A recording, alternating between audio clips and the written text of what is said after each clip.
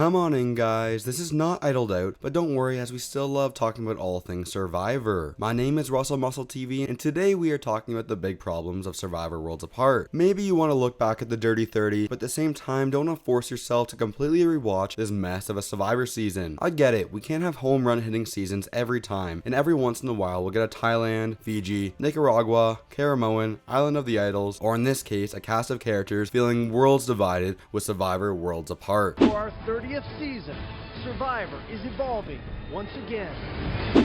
If you are a Survivor fan and you haven't seen any of my videos before, then you must have been living under a rock for the past 30 days, as I've been making daily videos leading up to the premiere of Survivor Season 41. And if you end up enjoying the Survivor content, the best thing you can do to support the channel is to watch the videos all the way until the end. And if you are a super fan of this channel, then you should think about running it back and watching my videos more than once. With all seriousness, thank you guys so much for all the support, and as always, there will be a link down in the description with a playlist containing all of these Survivor Retrospective videos. I highly recommend checking it out if you want to get caught up on all things Survivor before the new season officially begins. 18 people, 1 Survivor. Much like I did during my Survivor Season 10 and Season 20 videos, I want to do the same style of video here. I feel like it's a massive milestone to have this be my 30th daily video, and so to celebrate, I'm going to be counting down 10 of the most iconic moments of the season. The key word being iconic moments, because I don't think this season has enough good moments to fill a full top 10 list. You didn't care about the jury.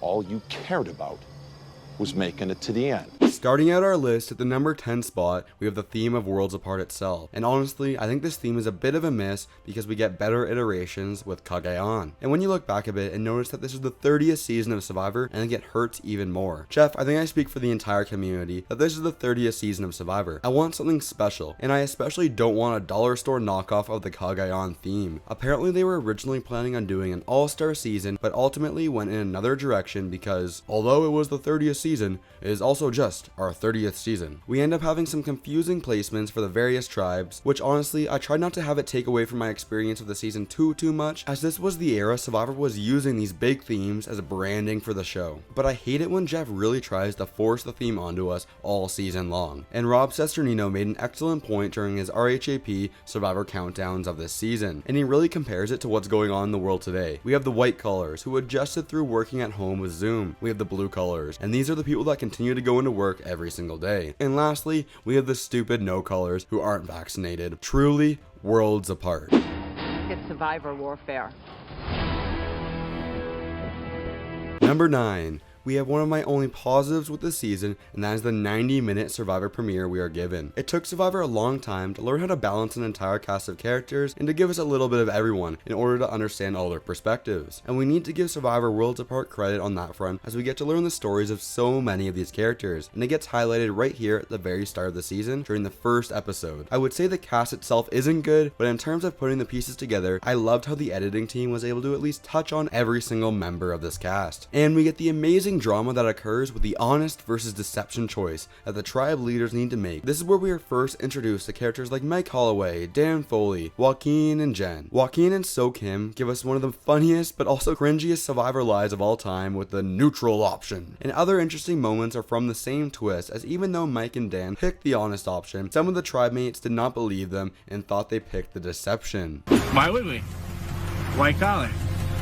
We hired blue collar to go make us a fire. Is this Survivor Season 30 or Survivor the Dirty 30? That's right, the number 8 moment on our list is the awful group of players that we were given this season. In retrospect, this cast as a whole has got to be up there for one of the worst group of players of all time. Don't worry, we're going to specifically touch on Will, Dan, and Rodney a little later in the video, but we also got to touch on some of the nothing players as well, with fan favorite game changer Sierra Dawn Thomas. And even though he was insanely popular, and I mean popular to the point where Jeff made it creepy, looking back at it, this season and all the love that Joe gets does not age well at all. It's really hard to find positives in the cast of characters, as everyone's just so dark and end up getting so personal. I like Mike, Tyler, Jen, Joaquin's pretty good, and I wish Max and Vince made it farther, but after that it is really hard to find interesting characters, or at least any good human beings. Boys, you're okay. Nice and easy. Well, don't worry about him. Go as hard as you can. Focus. Alright, baby, go, jump! Number 7.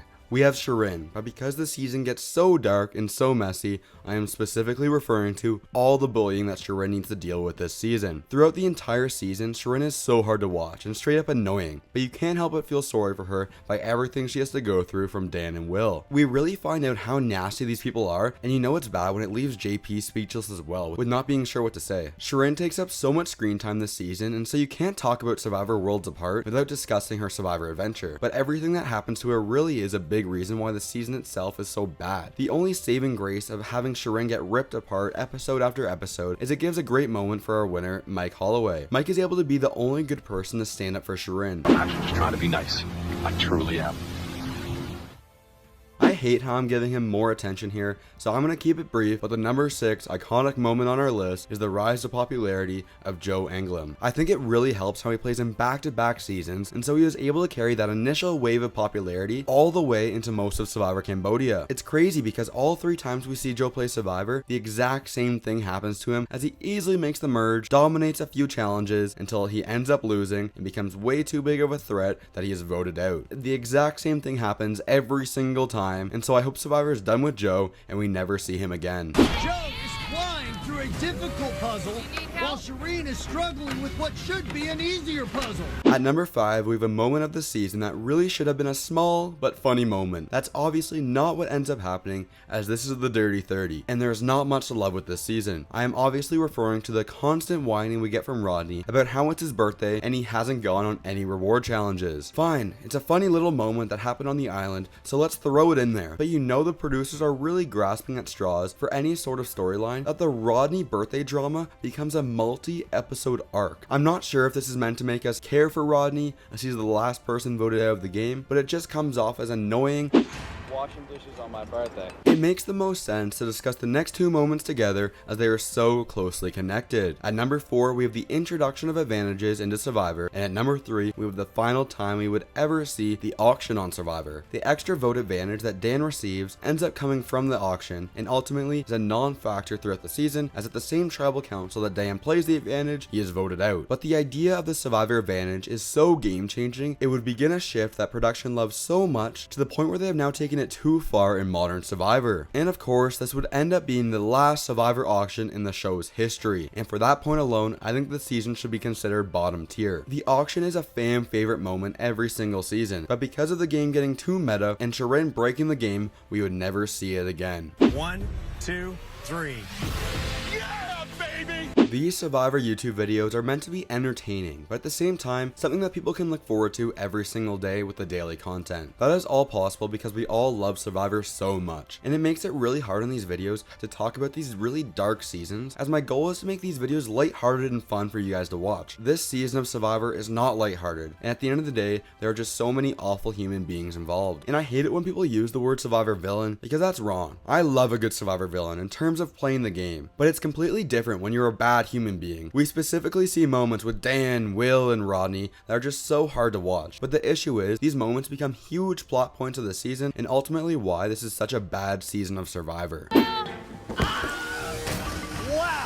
Because I want to try to end the video on some sort of positive note, the number 1 moment on our list of most iconic moments from Survivor Worlds Apart is how Mike Holloway is able to win the season. Mike is without question a flawed Survivor winner, but I think he deserves way more credit than most of the community gives him, as at least Mike, with winning the season, gets a happy ending to an otherwise tough season of Survivor to get through. People tend to dismiss Mike's game because for the majority of the endgame, he was never able to be voted out because of winning 5 challenges and having hidden immunity idols. Honestly, I think that's too narrow-sighted by putting too strong of an emphasis on strictly the strategic parts of Survivor. There is a reason that every single episode players compete in immunity challenges, as the physical game is a huge part of Survivor. Mike dominated the physical game, and because of that he was awarded $1 million.